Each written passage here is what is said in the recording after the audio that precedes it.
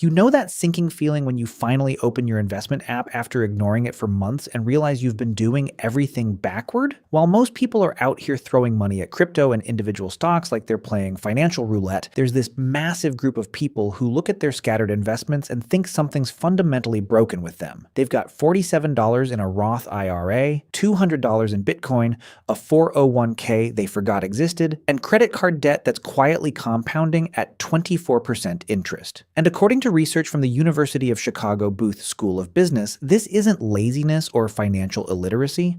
It's actually your brain following a completely predictable pattern that financial institutions have zero incentive to help you fix. Stay with me because what I'm about to tell you will completely change how you see your relationship with money and why you keep self-sabotaging even when you know better. Here's the thing. Nobody tells you. About 78% of Americans are living paycheck to paycheck according to a 2023 study, and nearly half of them make over $100,000 a year. These aren't people who don't know they should save. They're people whose brains are wired to respond to immediate gratification over delayed rewards, and the entire financial system is designed to exploit that wiring.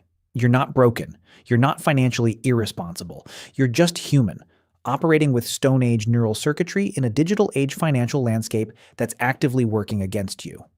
Let me paint you a picture. Most people approach investing like they're standing in front of a buffet with $20 in their pocket. They see the shiny options, the exciting possibilities, the chance to be the person who picked the next Tesla at $17 a share. Their dopamine system lights up at the thought of gains. Their brain craves the narrative of being the smart investor, and they completely bypass the boring foundation because boring doesn't trigger reward circuits. Meanwhile, that credit card debt is compounding in the background like a slow-motion financial disaster that your brain literally cannot process as threatening because it's not a saber-toothed tiger. Research from MIT's neuroscience department found that our brains process debt differently than we process opportunity. Debt is abstract, future-focused, and doesn't trigger the same threat response as immediate physical danger. But the chance to make money, that lights up the same reward pathways as food, sex, and social validation, which means you're fighting millions of years of evolutionary wiring every single time you try to make the rational choice to pay down debt before investing. You're not weak. You're swimming upstream against your own neurology. Here's where it gets interesting. While most people are busy feeling guilty about their financial chaos, there's a smaller group who figured out something crucial. They've learned to automate the sequence, to remove their brain from the decision-making process entirely, because they understand what psychologists call decision fatigue. Every financial choice you make depletes your willpower reserves. By the end of the day, when you're supposed to decide whether to invest that extra $200 or use it for something else, your prefrontal cortex is exhausted and your limbic system takes over. And your limbic system wants the dopamine hit of buying something now, not the abstract concept of compound interest 30 years from now. Let's talk about the actual order you should be investing your money, but not just the mechanics. Let's talk about why your brain fights you at every single step and how to work with your psychology instead of against it. Step 1. Build an emergency fund before you invest anything anywhere. And I already know what you're thinking. That's so boring. I could be making 10% in the market. Here's what nobody tells you about emergency funds. They're not actually about emergencies. According to research from the University of Pennsylvania's Behavioral Economics Lab, emergency funds are about creating what psychologists call a psychological safety buffer that prevents catastrophic financial decisions under stress. When you don't have an emergency fund and your car breaks down, you're not making a rational decision about how to pay for it. You're in fight or flight mode, cortisol flooding your system, prefrontal cortex offline, and you're about to make whatever decision stops the immediate pain. That's how people end up with predatory payday loans or credit card debt at 29% interest.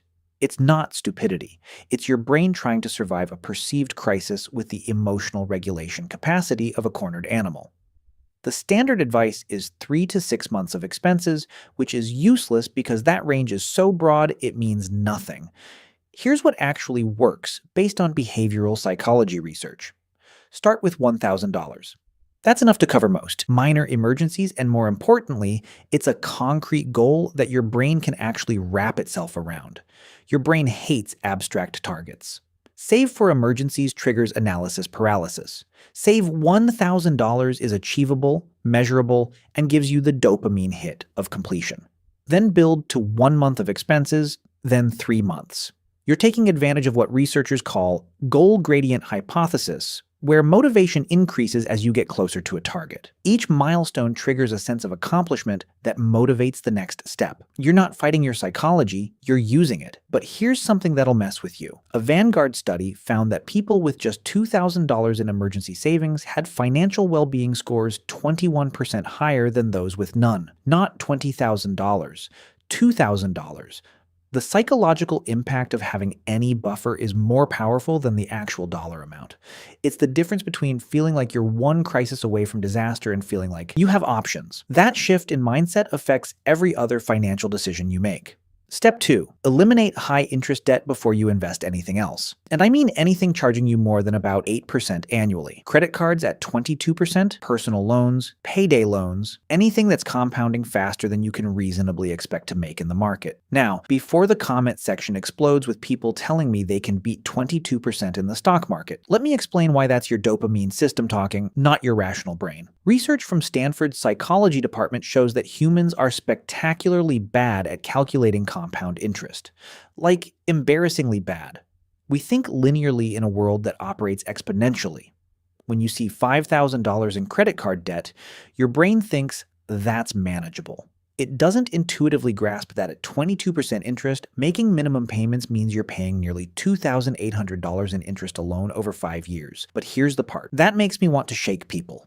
Every dollar you use to pay down that 22% debt is a guaranteed 22% return. Warren Buffett's long-term average is about 20%. You're beating Warren Buffett with a guaranteed return just by paying down debt. But it doesn't feel like investing. It doesn't give you anything to brag about at dinner parties. It doesn't trigger the same reward circuits as watching a stock portfolio go up. This is what psychologists call present bias. Your brain dramatically overvalues immediate experiences over future benefits. The abstract concept of not paying interest in 5 years cannot compete with the concrete dopamine hit of, I just bought stock in a company I've heard of. You're not being irrational. You're being human. The solution isn't to fight this tendency.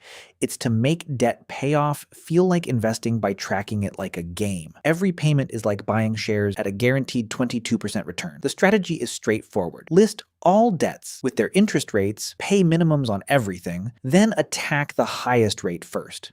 This is the debt avalanche method. It saves the most money mathematically. Some people prefer the debt snowball, paying smallest balances first for psychological momentum. And honestly, if that's what keeps you motivated, do it. The best financial strategy is the one you'll actually stick to. Here's where things take a turn. There's exactly one exception to the pay off debt before investing rule, and it's so important that it actually becomes step 3. If your employer offers matching contributions to your retirement plan, you contribute enough to get the full match even before you finish paying off high interest debt, even the 22% credit card debt. This might sound contradictory, but the math is overwhelming. Employer matching is a guaranteed 100% immediate return on your investment up to the match limit. Your employer is literally saying, for every dollar you put in, I'll give you another. That's not a 100% annual return. That's a 100% instant return. Even if you're carrying credit card debt at 22%, getting a 100% immediate return plus market gains over time makes this a no-brainer. Here's a typical scenario. Your employer matches 50 cents on the dollar up to 6% of your salary. You make $50,000. Contributing $3,000 gets you $1,500 in free money plus whatever your investments earn. That's a 50% instant return before your investments do anything. No debt interest rate can compete with that math. But here's what nobody tells you about why people still don't do this. Research from Cornell University found that people dramatically underestimate the value of employer matching because it's abstract and delayed. The money doesn't hit your bank account today. It goes into an account you can't touch for decades. Your brain processes this as not real money. Meanwhile, that $100 you could spend today feels incredibly real and immediate. This is the hidden struggle of long-term thinking. You're not just fighting the math. You're fighting the fundamental way your brain assigns value to time-delayed rewards. The solution is to automate the contribution before you ever see the money. Money that never touches your checking account doesn't trigger the same spending impulses. You can't miss what you never had. The key is to contribute just enough to get the full match, then redirect everything extra back to crushing that high-interest debt. You're maximizing guaranteed returns while minimizing the time you're bleeding money to interest payments. Step 4. Max out your IRA before putting more money into your employer's 401k. And here's why this order matters more than most people realize. Your IRA gives you complete control over investment choices and typically comes with much lower fees than employer 401k plans. Corporate 401k plans are notorious for offering limited menus of expensive mutual funds with management fees that'll eat 1 to 2% of your returns annually. That might not sound like much, but research from the National Bureau of Economic Research found that a 1% fee difference over 30 years can cost you roughly 30% of your final balance. You're basically funding some fund manager's yacht instead of your retirement. With an IRA, you can invest in low-cost index funds charging 0.03% instead of 1.5%. Over decades, that difference is the cost of a house. A nice house, in a good neighborhood. For 2025, you can contribute up to $7,000 to an IRA, or $8,000 if you're 50 or older. But here's where the decision gets psychologically complex. You need to choose between traditional and Roth versions, and most people freeze up at this decision because they're trying to predict the unknowable future tax rates. Traditional accounts let you deduct contributions now, but you pay taxes on withdrawals later. Roth accounts make you pay taxes now, but withdrawals in retirement are completely tax-free. The question is simple. Do you want to pay taxes now or later? The answer is maddeningly complex. Here's the general rule that works for most people. If you're currently in a high tax bracket and expect to be in a lower one in retirement, choose traditional. If you're in a lower bracket now, but expect higher later, choose Roth. The problem is that predicting tax brackets 30 years from now is about as reliable as predicting the weather 3 months from now. Young people starting their careers should probably lean toward Roth because they're likely in their lowest earning years. High earners hitting peak income might benefit more from traditional accounts. But honestly, if you're not sure, split your contributions. Tax diversification gives you options in retirement and removes the pressure of making a perfect prediction. Step 5. If you have access to a health savings account, this is where things get absolutely wild. HSAs might be the most underutilized investment vehicle in America, and I suspect it's because they sound boring. Health savings account doesn't trigger the same excitement as cryptocurrency or individual stocks. But HSAs offer something truly unique: triple tax advantage. You get a tax deduction for contributions like a traditional IRA. Your money grows tax-free while invested like any retirement account. And withdrawals for qualified medical expenses are completely tax-free even in retirement. It's the only account that gives you tax benefits on the way in, while it grows, and on the way out. For 2025, you can contribute up to $4,300 for individual coverage or $8,550 for family coverage. The catch is you need a high-deductible health plan to be eligible. If you're young, healthy, and don't have significant medical expenses, an HSA can be one of the most powerful retirement tools available. Here's the strategy that makes HSAs incredibly powerful and that almost nobody uses. Pay for your current medical expenses out of pocket if you can afford to, and let your HSA money stay invested in the market. Keep all your medical receipts because there's no time limit on when you can reimburse yourself. You could pay for a doctor visit today, keep the receipt, and reimburse yourself from your HSA 20 years from now tax-free after that money has compounded for 2 decades. After age 65, HSAs become even more flexible. You can withdraw money for any purpose, though you'll pay income tax on non-medical withdrawals just like a traditional IRA. But medical expenses in retirement are essentially guaranteed. So having a pile of tax-free money specifically for healthcare costs is like having a secret weapon against one of retirement's biggest financial risks. Step 6. Once you've maxed out your HSA, go back and max out your 401k contributions beyond the employer match. The 2025 contribution limit is $23,500 or $31,000 if you're 50 or older.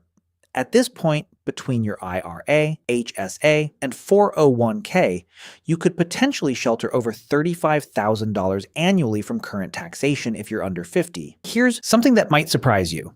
Most people never get to this point. The average American saves about 6% of income, which usually isn't enough to max out even their employer match and IRA, let alone everything else. If you can work through this entire sequence, you're already in the top 5% of savers in America. Step 7, the final step, taxable investment accounts. This is where most people want to start, and it's exactly where you should finish. Taxable accounts are the wild west of investing, where you can buy individual stocks, trade options, or just invest in index funds without contribution limits or withdrawal restrictions. It's also where most people make their biggest mistakes, because unlimited access makes them feel like unlimited knowledge. The tax efficiency of keeping money in retirement accounts versus taxable accounts is staggering. Let's say you invest $10,000 annually for 30 years at 7% returns. In a tax-advantaged account, you end up with about $944,000. In a taxable account with the same return but paying taxes on dividends and gains along the way, you might end up closer to $700,000. That's nearly $250,000 just from tax drag. But taxable accounts become valuable once you've maximized everything else. They offer complete flexibility. Need money for a house down payment in 5 years? Taxable accounts. Want to retire early before you can access retirement accounts penalty-free? Taxable accounts give you bridge funding. It's not that they're bad, it's that they're the dessert, not the meal. So there you have it: emergency fund, high interest debt, employer match, IRA, HSA, max that 401k, then finally taxable accounts. This sequence maximizes guaranteed returns, minimizes taxes, and builds wealth in the most psychologically sustainable way possible. If you're sitting here thinking, I've been doing this backward, you're not broken. You're not financially illiterate. You're just operating with a brain that was designed for immediate survival, not long-term wealth accumulation. The entire financial industry profits from your confusion and your dopamine-driven decisions. They want you buying and selling, chasing trends, paying fees. The people who build serious wealth aren't smarter than you. They've just learned to automate the boring stuff and remove their brain from the decision-making process. They've accepted that building wealth feels like nothing. It's not exciting. It doesn't give you stories for dinner parties. It's just the same boring sequence, automated year after year, compounding quietly in the background while everyone else is busy trying to pick the next GameStop. And that might be your biggest advantage. While everyone else is chasing dopamine hits from portfolio apps, you're building a foundation that'll support you for decades. You're not missing out on excitement. You're opting out of financial chaos disguised as opportunity. If this resonated with you, if you've been beating yourself up for doing things backward, hit that subscribe button. We dive into the psychology behind money decisions, the neuroscience of why we self-sabotage, and the behavioral economics that actually helps instead of making you feel broken. Because you're not broken. You're not lazy. You're just human. And the system was never designed to help you win. The question isn't whether you know what to do, it's whether you'll actually do it. And that's not a knowledge problem, it's a psychology problem, which is exactly what we solve here.